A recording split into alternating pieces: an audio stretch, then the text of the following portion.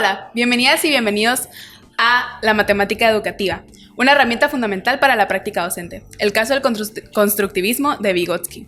Yo soy Milka. Yo soy Alondra y hoy nos complace presentarles a un equipo de lujo donde además de estar mi compañera Milka, también tenemos a mi compañera Aimee y a mi compañero Leonardo, además de su servidora. En esta ocasión vamos a ver un tema esencial, la matemática educativa, donde vamos a abordar puntos como lo es, qué es, para qué sirve y cómo se ve realmente en el aula. También exploraremos cómo la teoría del constructivismo de Vygotsky nos ayuda a repensar nuestras estrategias de enseñanza y qué pasa si cambiamos de solo transmitir conocimientos y empezamos a construirlos juntos. Y no todo será teoría, vamos a compartir ejemplos prácticos y experiencias reales. Así que si estás en formación para ser docente o ya das clases, quédate que esto va a estar muy bueno. Antes de entrar en materia les lanzo una pregunta. ¿Qué imagen les viene a la mente cuando les dicen matemática educativa? Pues personalmente lo primero que se me venía a la mente eran los muchos temas que vimos a lo largo de mis 20 años de estar en la escuela, los teoremas y todas las definiciones que aprendí en la escuela, ¿no? Yo, en cambio, me imagino un salón de clases en el que están muchos alumnos y se ven temas muy avanzados realmente, en donde pues el sentido de educación es muy individualista, entonces cada uno está enfocado en lo que está haciendo. Eso es lo que a mí se me viene. Okay. Por mi parte, yo lo entendía como las distintas formas en las que se podía enseñar la matemática dentro de un aula. Para mí era, creo que un poco arraigado a lo que va Leo, que era como, para mí eran los teoremas, los procesos, las fórmulas, como pura teoría, teoremas, fórmulas, números, no nada muy didáctico. Bien, ahora empecemos por lo esencial. ¿Qué es realmente la matemática educativa? No es solo una manera de decir enseñar matemáticas bonito. Así es. También se le conoce como educación matemática o didáctica de las matemáticas y también tiene una finalidad muy clara: entender qué pasa cuando enseñamos y aprendemos matemáticas. Según Waldeck, esta disciplina busca comprender los fenómenos o problemáticas del aprendizaje y la enseñanza de la matemática. No se queda ahí, sino que propone también teorías que nos ayuden a abordar esos problemas, ¿no? Lo interesante es de que va modificando las variables, entonces que intervienen en los procesos educativos, es decir, no asume que así son las cosas, sino de que busca intervenir, proponer, transformar principalmente. Entonces la matemática educativa no es solo observar, sino que es proactiva. Esta analiza, busca intervenir y proponer mejoras concretas. Además, su alcance es muy amplio. Va desde lo que se pasa dentro del aula hasta cómo influyen los contextos culturales, el lenguaje, la tecnología o las creencias sobre lo que significa saber matemáticas. Aquí entra lo más interesante: ¿cómo nos ayuda la matemática educativa a mejorar como docentes? Bueno, como ya había mencionado antes, primero nos ayuda a diseñar estrategias que respondan a las necesidades de nuestros alumnos, ¿no? Como dice Casares 2025, el aprendizaje significativo se logra cuando hay coherencia entre lo que enseñamos y cómo lo enseñamos. También permite identificar dificultades comunes. Por ejemplo, si el estudiante no sabe dividir, no significa que no sepa dividir, sino de que puede que haya una falta de comprensión en lo que conlleva la división. Y esto lo cambia todo, porque entonces no es que el alumno no sabe, sino que el docente tiene que cambiar su manera de enseñar. Además, la matemática educativa nos empodera como profesionales. Nos invita a investigar, a reflexionar sobre lo que hacemos y a crecer. No somos solo aplicadores de conocimientos o contenidos.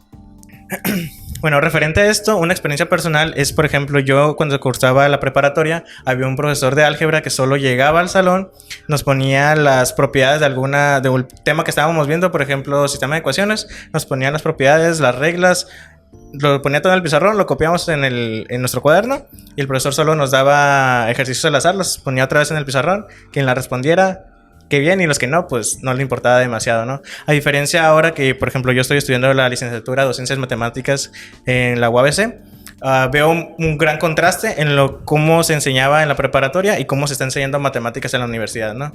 Esa diferencia donde se centran más en qué estoy viendo, cómo estoy fallando o qué estoy comprendiendo, en vez de solo transmitir el conocimiento, que es lo que habíamos dicho anteriormente, ¿no?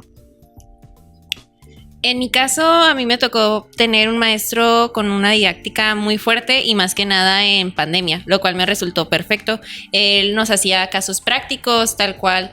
En una ocasión estábamos revisando el tema de teorema de Pitágoras y a pesar de que eran sesiones síncronas por Google Meet, él nos enseñó tal cual una escalera, metió una escalera a su espacio de trabajo y nos enseñó como que por qué utilizar el teorema de Pitágoras, lo cual se me hizo súper padre. Entonces, la matemática educativa no solamente es rediseñar, sino es reinventar, proponer y ser creativo al momento de impartir contenidos, no solamente ser metódico y ver lo que está en los currículos de la matemática. Tu profe sí que fue muy creativo. Muy creativo. Y en pandemia, ¿eh? En pandemia. Un Tremendo. super profe. 100 de 10. Creo que para mí fue una fortuna haber vivido el contraste también como Aimé. Tal cual como Aimé, tuve maestros muy muy buenos y con una didáctica muy fuerte. Sobre todo, yo tuve muchos maestros que estudiaron licenciatura en docencia de la matemática y puedo asegurar, o mínimo de mi experiencia, todos de ellos han sido muy buenos y a todos he escuchado que mis compañeros dicen, a este profesor le entendí mejor, a este profesor me gusta porque no solo nos pone ejercicios. Entonces vivía esa realidad y también en la secundaria tuve otro maestro de matemáticas que solo nos ponía ejercicios, nos enseñaba a resolverlos, nos enseñaba un procedimiento que era el que tomaba como el correcto y era todo lo que se hacía. Entonces se aprendía el procedimiento del profesor, se entregaban los ejercicios, sacabas 10 o no, te ponía el examen que eran ejercicios iguales, sacabas 10 o no. Entonces no había ningún tipo de pues conocimiento significativo, aprendizaje significativo. Entonces para mí fue como recibí información y la desechaba instantáneamente. Que luego ya cuando llegué a la preparatoria y volví a ver estos mismos temas, aprendiéndolos de un licenciado en docencia de la matemática, fue muy diferente para mí. Fue como que volver a aprender estos temas, verdaderamente entenderlos y verdaderamente darles el significado que deben. Entonces fue como hice por fin esa conexión. Entonces teniendo esta comparación tan directa fue cuando yo dije, no, pues creo que eso es lo que quiero estudiar, como dándome cuenta el cambio que pueda hacer el verdaderamente acercarte a lo que es la matemática educativa. Bueno, por mi parte, no, antes de entrar a la universidad y a esta facultad en especial, yo no tenía un punto de referencia claro, dado que mis profesores siempre solían ser más logarítmicos y no darnos como esta parte didáctica de la matemática. El cambio lo pude observar ya que ingresé a la carrera, donde ya vi diferentes didácticas y formas de enseñar que me parecieron muy interesantes, además de intuitivas, y aparte pude conectar mejor los conocimientos que ya tenía, lo que me benefició mucho para comenzar a entender más cosas de la matemática. Son experiencias como que muy padres, o sea, como que muy diferentes. Son diferentes. Sí, porque algunos de ustedes se dieron cuenta hasta que entraron a la facultad y a diferencia de mí, o sea, yo no hice esa conexión, sino que simplemente asocié eso de que, wow, o sea, qué padre eso. De que qué padre que alguien puede hacer eso y Sí. entender. Sí. A diferencia de otros enfoques teóricos que abordan la matemática educativa, el constructivismo de Vygotsky plantea que el aprendizaje es social, que construimos el aprendizaje o nuestros conocimientos a través de la interacción. Y eso es puro oro para los docentes. Por ejemplo, la zona de desarrollo próximo es un concepto creado por Vygotsky, que se refiere a la distancia que existe entre el desarrollo psíquico actual del sujeto y su desarrollo potencial. Entonces, ¿a qué nos referimos con esto? A que un alumno puede aprender más o qué tanto puede desarrollar su potencial con alguien competente, es decir, que alguien que ya tiene esa experiencia, que en este caso sería con el mismo docente o con otro alumno. Entonces, aquí se busca interactuar para desarrollar ese conocimiento y ese potencial. Y ahí es donde entra el rol del docente, que es el mediador. Entonces, este rol conforma que el docente lo guía y lo lleva de la mano, dándole tipo pistas para que él pueda llegar a su aprendizaje, acompañándolo de la mano en el camino. Pongamos un ejemplo. Supongamos que queremos enseñar el tema de fracciones. En vez de explicar todo desde el pizarrón, poner los conceptos y solo explicarlos, podemos formar grupos y plantearles una situación real, como lo puede ser: ¿cómo repartirían una pizza entre 5 personas? Bueno, ahí se ve la zona de desarrollo próximo en acción, ya que, por ejemplo, el alumno podría no resolverlo solo, pero con ayuda de sus compañeros y con ayuda del docente podría llegar a construir un aprendizaje significativo a través de esas actividades, ¿no? Otro ejemplo interesante que en lo personal a mí me gusta mucho es el uso de material manipulativo, específicamente como que en geometría, es de que vamos a poder hacer que el alumno, a raíz de un proceso muy riguroso de que un caminito vaya descubriendo ciertas propiedades, ciertas teoremas también, etcétera, ¿va? Entonces, como en el caso de los triángulos es muy visible y con el uso de material manipulativo va a ser aún más obvio y van a generar esa conexión que se busca en el constructivismo, además de que si lo hacen en grupo va a ser más beneficioso para ellos, porque van a poder tener diferentes puntos de vista de que, ay, es que a mí no me salió, pero a mi compañera sí, ¿cómo lo hiciste? Entonces ahí se crea esa interacción social que busca el constructivismo. Claro, porque no es lo mismo observar un triángulo desde un libro que armarlo y verlo en físico. Esto activa procesos mentales distintos. El docente aquí puede intervenir haciendo preguntas como lo pueden ser: ¿qué pasa si unimos estas dos figuras? ¿Cuántos lados tiene? O si podemos construir una figura distinta a partir de varias piezas con las que se construyó una cierta figura. Aquí también estamos trabajando la zona de desarrollo próximo, dado que el docente está apoyando más. Sin embargo, no le dice las respuestas de total al alumno. Bueno, Preciado Miranda destaca justamente esto diciendo: los recursos cotidianos hacen más comprensibles los conceptos abstractos si usamos ejemplos cercanos. Los estudiantes se enganchan más, lo que permite que dichos conceptos sean recordados con más facilidad y por más tiempo. Pues sí, completamente cierto, ¿no? Que nos acordamos más de un aprendizaje llevado a cabo de esta manera a partir del constructivismo que solo viendo las fórmulas, tratando de memorizarlo, haciendo miles de ejercicios. No nos acordamos, la mayoría, personalmente yo no me acuerdo de la mayoría de temas que solo eran la fórmula, la definición, miles de ejercicios, la verdad no me acuerdo. Me acuerdo más de esas actividades que menciona Aimé, de realizar con diferentes materiales manipulativo, o tenemos una clase por ejemplo de geometría donde llevamos a cabo conceptos que yo no imaginaba definitivamente, pero los aprendí de buena manera. Bien, ahora vamos con un ejemplo aplicado que encontramos. Este se trata sobre la resolución de problemas con proporciones. El tema como tal es la proporcionalidad directa.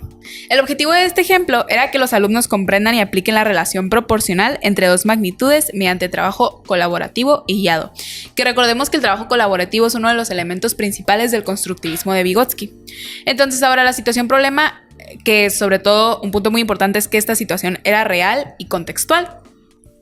Es que en la cooperativa de la escuela 4 tortas cuestan 120 pesos. Si tú y tus amigos quieren comprar 7 tortas, ¿cuánto deben pagar en total? Ahora, en esta clase, que es la que encontramos, se realizó una exploración inicial, que es la activación del conocimiento previo. Entonces recordemos que al utilizar el constructivismo de Vygotsky, lo que tenemos que hacer es activar ese conocimiento que los alumnos ya tienen. Si les das el problema, simplemente sin recordarles un poco el conocimiento que ellos ya tienen previamente de lo que les vas a aplicar, puede que para ellos les sea difícil recordar exactamente ese conocimiento para poderlo aplicar. Entonces lo que tienen que hacer, o lo que sucedió sobre todo en este ejemplo para que lo entiendan un poco más contextualizado, es que la docente pregunta: ¿qué significa que algo sea proporcional? Al momento de hacer esta pregunta, los estudiantes pueden refrescar un poco como, ay, ¿qué recuerdo yo que era que algo fuera proporcional? Incluso si no lo recuerdan, en un momento van a trabajar colaborativamente, entonces tal vez su compañero recuerde. Después pregunta, ¿qué harías para resolver este problema? Entonces ella ya pone a los estudiantes a pensar un poco y a recordar también lo que ellos ya saben. Aquí se estimula sobre todo el lenguaje y el pensamiento lógico a base del constructivismo. Después de tener la exploración inicial, se viene el trabajo colaborativo, que es el aprendizaje social. Aquí los alumnos se organizan en parejas o en grupos de 3, depende de cuántos estudiantes sean en el grupo. Se les entrega el problema ya sea impreso, o que ellos lo copien en su cuaderno. Y algunos comienzan con regla de 3, otras personas prueban con multiplicación o con fracciones. Hay otras personas que solo empiezan a hacer pues Cálculos ahí. Cálculos azar. extraños al azar. Entonces cada grupo trabaja dentro de su zona de desarrollo y sobre todo ayudándose entre ellos, que es lo que busca también el constructivismo, que no solo una persona esté formando el aprendizaje, sino que se ayude también de los otros. Después viene el andamiaje docente. Entonces la maestra no les da la respuesta. En cambio, recorre los grupos y pregunta: ¿cómo supiste cuánto cuesta una torta? Entonces, ella no va a llegar a decirles: ¿te salió que la torta te costó 3 pesos?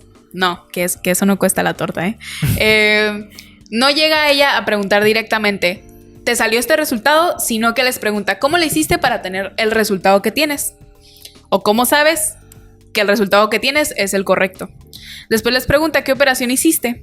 ¿Esto tiene sentido con lo que ya sabes? Entonces, no solo le hace preguntas, sino que le vuelve a preguntar, le vuelve a plantear: ¿esto que tú estás haciendo, ya lo sabías o solo estás experimentando al azar? Porque se supone que este problema fue hecho para que ellos aplicaran conocimientos previos. Entonces, si ellos están intentando crear uno nuevo o simplemente sacar cálculos al azar, pues lo más probable es que su procedimiento, aunque esté bien, tenga un significado real a lo que te refieres. ¿qué? A ver, otra vez. Otra vez. Estás Eso, hablando porque... de que si llega el resultado con cálculos al azar, no obtiene un conocimiento real, un conocimiento significativo. Sí.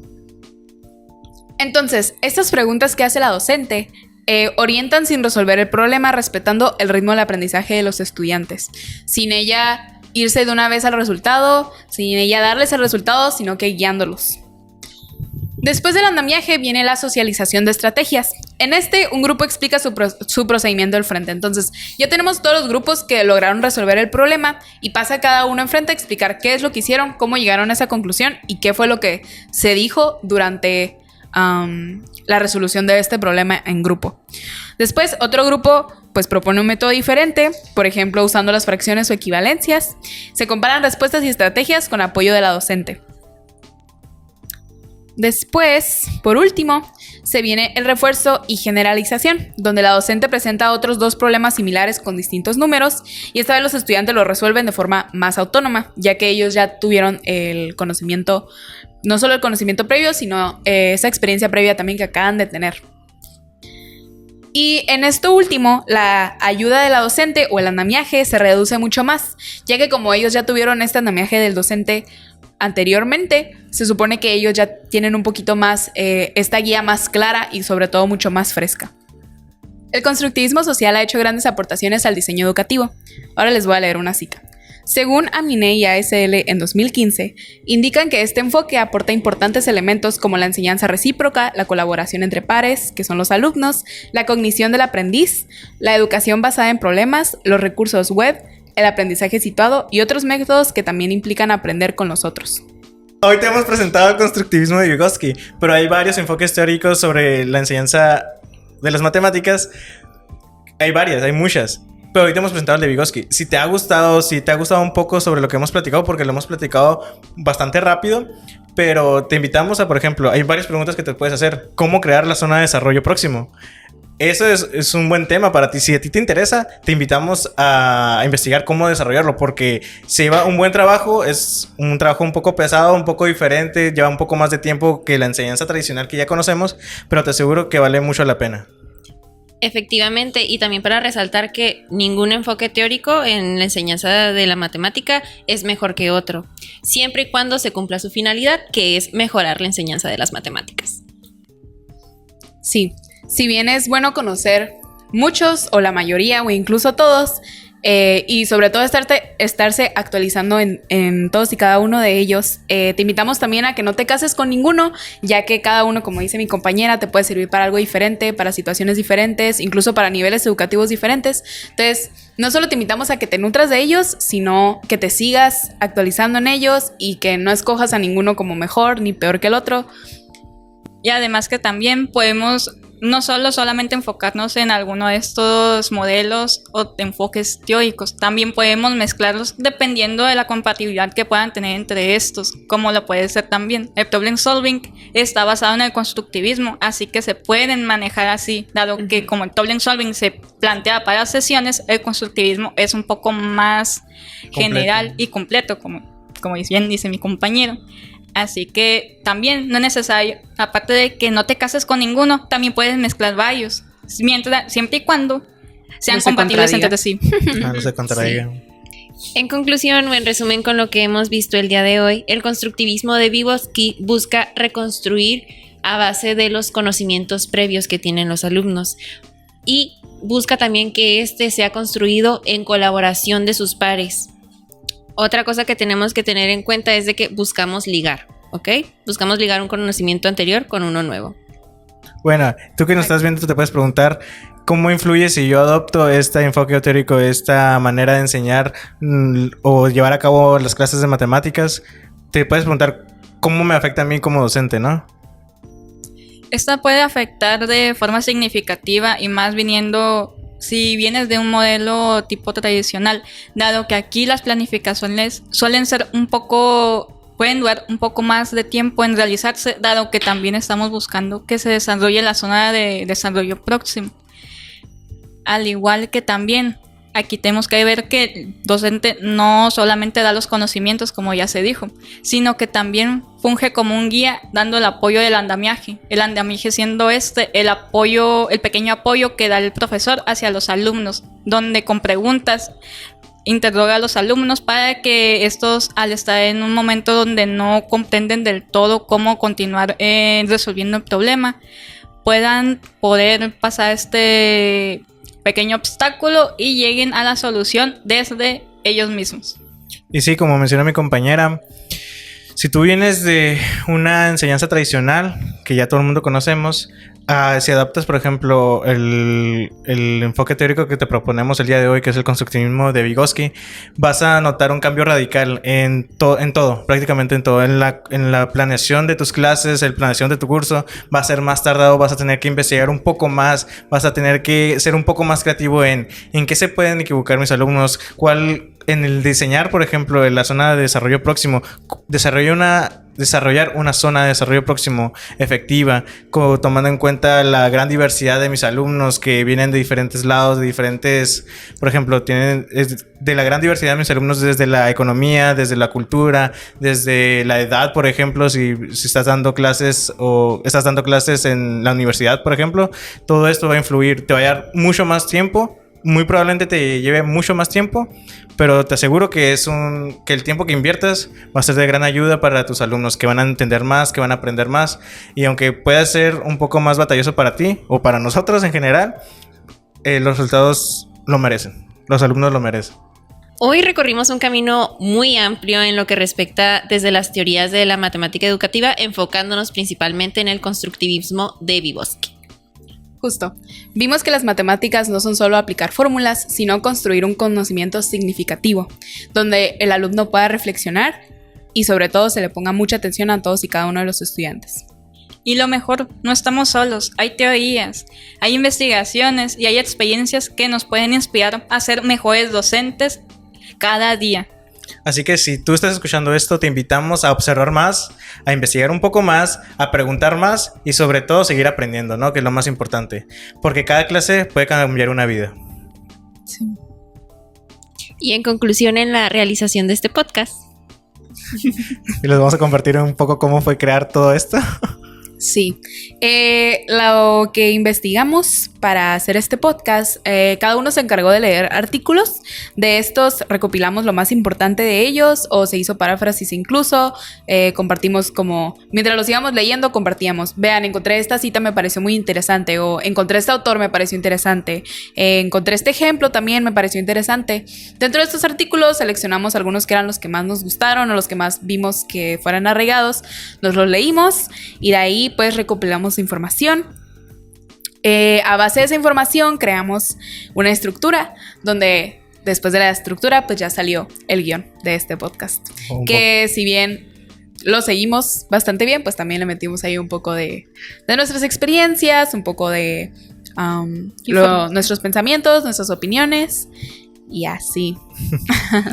Además de lo que ya mencionó mi compañera Milka de cómo llevamos a cabo la recopilación de la información, la realización del guión, después de realizar todo esto, nos detuvimos a pensar en cómo lo íbamos a grabar, cómo íbamos a grabar este pequeño gran podcast que hemos llevado a cabo el día de hoy. Primero lo habíamos diseñado o lo habíamos pensado para grabar en uno de los salones de la universidad.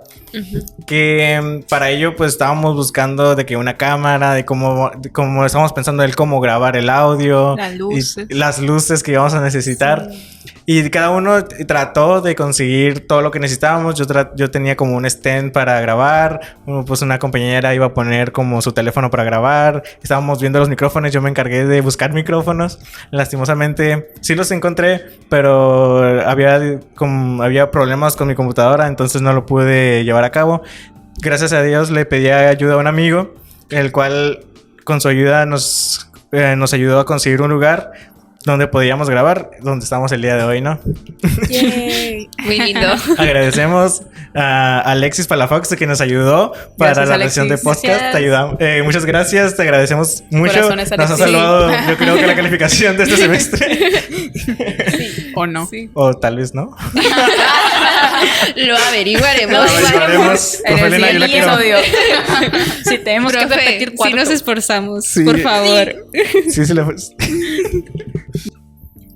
Gracias por acompañarnos en este episodio de la matemática educativa, una herramienta fundamental para la práctica docente. El caso del constructivismo de Vygotsky. No olvides compartirlo, comentarnos y aplicar una de estas ideas en clase. Yo soy Milka. Yo soy Aimee. Yo soy Alondra. Yo soy Leo. ¡Hasta la próxima! Ya. ¿Listo? ¿Sabes cuánto? Yeah.